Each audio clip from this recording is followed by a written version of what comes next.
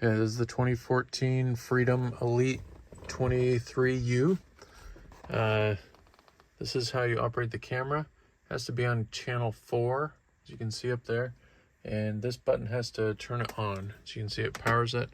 Everything else on the dash works pretty normally. This is all pretty basic. This switch right here is if, for whatever reason, you ran down the battery too much and you need some extra power, then it combines the batteries. If that's helpful. Emergency brake or parking brake is down there. Everything else is pretty basic. The gas, you can see the label there. The gas is on the driver's side. Okay, I'll give you a tour of the RV.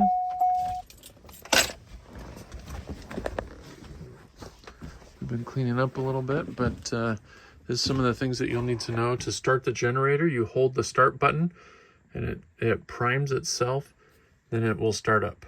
You'll know when it started, and then to stop it, you hold the stop button until it's totally dead. Turn on these different things here, the water pump if you want to keep water going. If you're connected to shore water where there's constant water pressure, you don't need to have the pump on.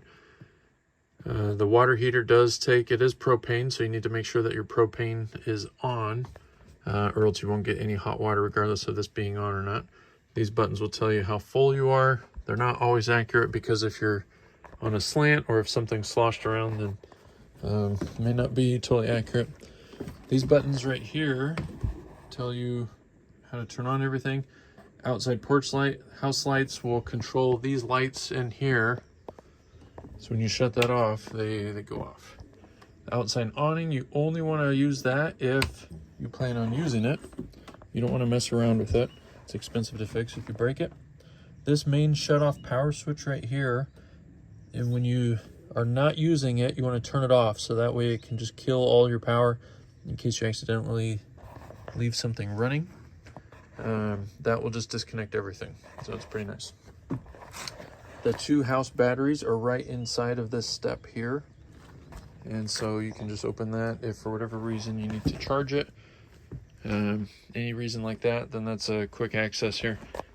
The breaker panel, in case you short something, is right here underneath the dinner table.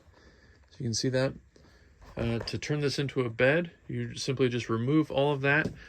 You can use the tabletop, but we prefer that you use this piece of plywood.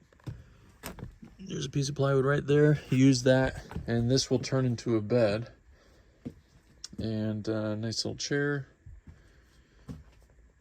Okay, I believe that is a queen-size bed. It's a little snug. And okay, let's see what else. The microwave will only work if you're plugged into shore power or if the generator is running. So you need to start that. Stove works pretty easy. You turn on any of your units and then you hit the igniter, and this will start up. The oven, however, you have to start it manually. So that means you need to open it, and down underneath here, right underneath here, that's where you would light it with a lighter to get that started. I don't know why they did it that way, but maybe it's a safety precaution. Everything here is pretty self-explanatory. The smoke alarm, that is known to go off every once in a while you're cooking, and so that's kind of frustrating. So if you're cooking and it keeps going off, then I wrote on here how to remove it. I'm not supposed to tell you to remove it for safety concerns, but if for whatever reason you need to replace the battery or anything like that, or remove the battery, you can just simply twist that off, remove the battery. Bathroom is pretty self-explanatory. That's probably 42-inch shower.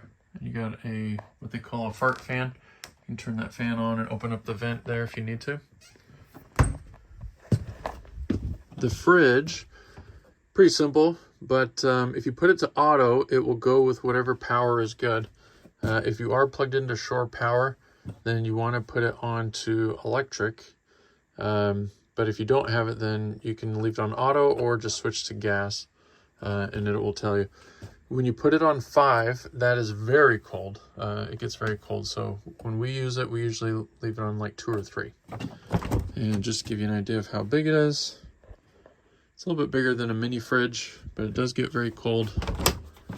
This freezer does get very cold as well. Okay, that raises the antenna. No one ever uses it. The TV is this small guy right here. Probably going to relocate it because it's not very convenient.